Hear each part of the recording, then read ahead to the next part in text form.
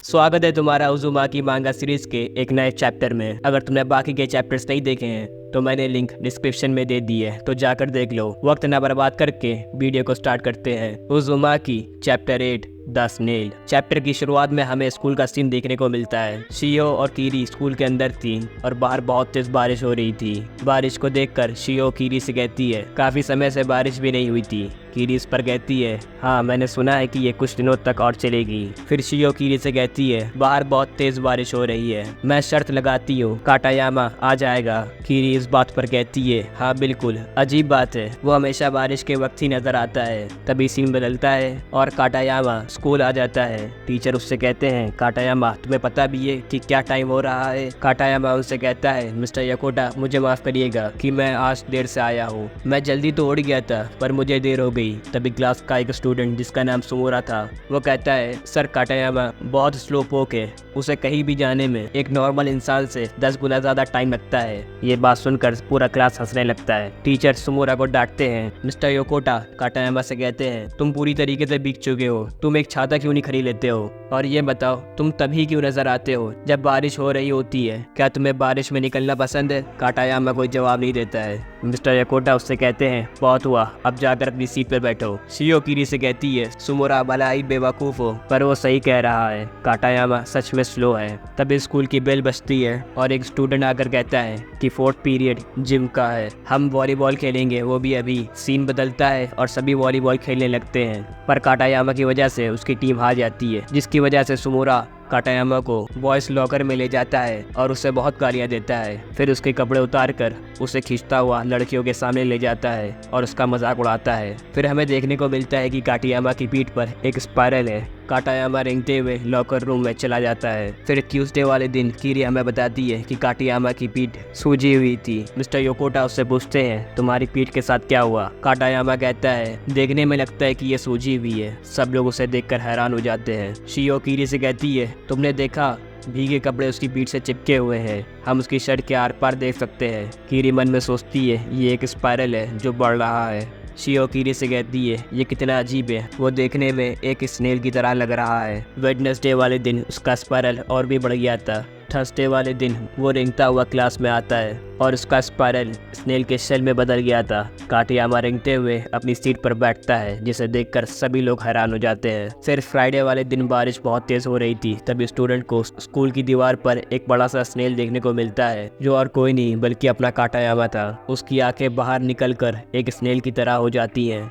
ये देखकर कीरी कहती है वो स्पाइरल से श्रापित हो चुका है। तभी स्कूल वाले परेशान होकर काटायामा के पेरेंट्स को बुलाते हैं। काटायामा के पेरेंट्स उसे देखकर कहते हैं ये मेरा बेटा नहीं हो सकता है, ये किस तरीके का घटिया मजाक है, और वो वहाँ से चले जाते हैं। उसकी फैमिली ने उसे ले जाने से मना कर दिया था तो स्कूल वाले वो काटायामा को पकड़कर उसे स्कूल के पिंजरे में डाल देते हैं। सुमोरा उसे परेशान करने लगता है। कीरी सुमोरा से कहती है बस करो, उसे अकेला छोड़ दो। सुमोरा कहता है अरे हटाओ, अब ये एक स्नेल बन चुका है, ये अब इंसान नहीं रहा है। कीरी हमें बताती है जब बारिश रुक गई तो काटायामा अपने शेल के अंदर चला गया। फिर सीन बदलता है और हमें देखने को मिलता है कि सुमोरा भी काफी स्लो हो गया है और उसने स्कूल भी आना बंद कर दिया है। कीरी और शियो काटायामा को देखने जाती है। शियो कहती है वो काफी समय से अपने शेल से बाहर नहीं आया है। कीरी उससे कहती है क्योंकि कई दिनों से बारिश नहीं हुई है, क्यों ना हम इसे थोड़ा सा पानी दे दे, वरना ये सूखा होने की वजह से मर जाएगा। शियो कीरी से कहती है हो सकता है, लेकिन अगर ऐसा हुआ कि ये हमें अपना चेहरा दिखाए, मैं इसका चेहरा दोबारा नहीं देखना चाहती हूँ।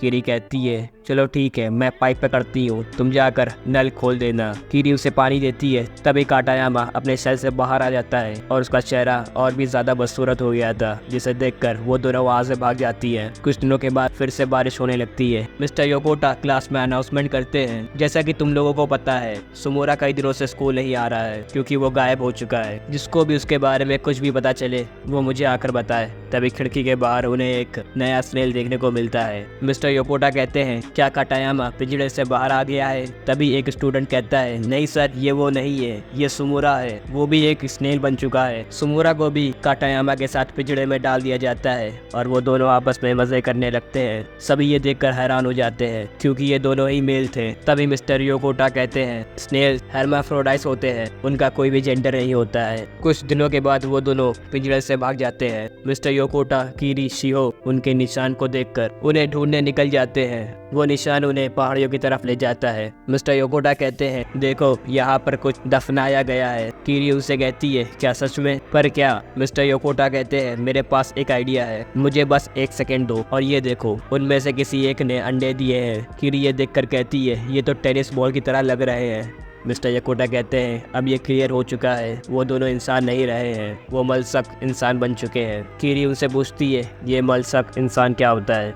मिस्टर योकोटा उससे कहते हैं, स्नेल मोलसक होते हैं, उस हिसाब से वो मोलसक इंसान हुए। मिस्टर योकोटा उन अंडों को तोड़ने लगते हैं। कीरी कहती है, मिस्टर योकोटा आप ये क्या कर रहे हैं? मिस्टर योकोटा कहते हैं, तुम्हें क्या लग रहा है मैं इन्हें तोड़ रहा हूँ? ये अननेचुरल है, ये उन अजीब क्रिएचर्स के बनाए हुए हैं। मिस्टर योकोटा उन सभी अंडों को तोड़ देते हैं। मिस्टर योकोटा कहते हैं, शायद उन्होंने और भी अंडे दिए हो और हमें उन्हें ढूंढना होगा, और साथ में उन दोनों स्नेल्स को भी। कीरी हमें बताती है, पर हमें नहीं तो अंडे मिले और ना ही हमारे पुराने क्लासमेट। फिर कुछ दिनों के बाद मिस्टर योकोटा क्लास में आते हैं और इस बार वो स्नेल बन चुके थे। इस पेज की आर्ट काफी बवाल लग रही थी और यहीं पर ये चैप्टर खत्म हो जाता है। और तुमने एक चीज नोटिस की कि इस पूरे चैप्टर में हमें शुइची साइतो कहीं भी देखने को नहीं मिला है, वरना वो हमेशा अपने स्पाइरल का ज्ञान देता है। तो अगर वीडियो अच्छी लगी हो तो लाइक करना, और अगर तुम्हें इसका नेक्स्ट पार्ट बहुत जल्दी चाहिए तो कमेंट में उज़ुमाकी चैप्टर 9 लिख देना, और हाँ सब्सक्राइब करके बेल आइकन को भी दबा देना, ताकि मैं जैसे ही नेक्स्ट चैप्टर की वीडियो अपलोड करूँ तो सबसे पहले उसकी नोटिफिकेशन तुम्हारे पास आए। तो आज के लिए बस करते हैं, मैं मिलूंगा तुमसे नेक्स्ट वीडियो पे, तो बाय बाय।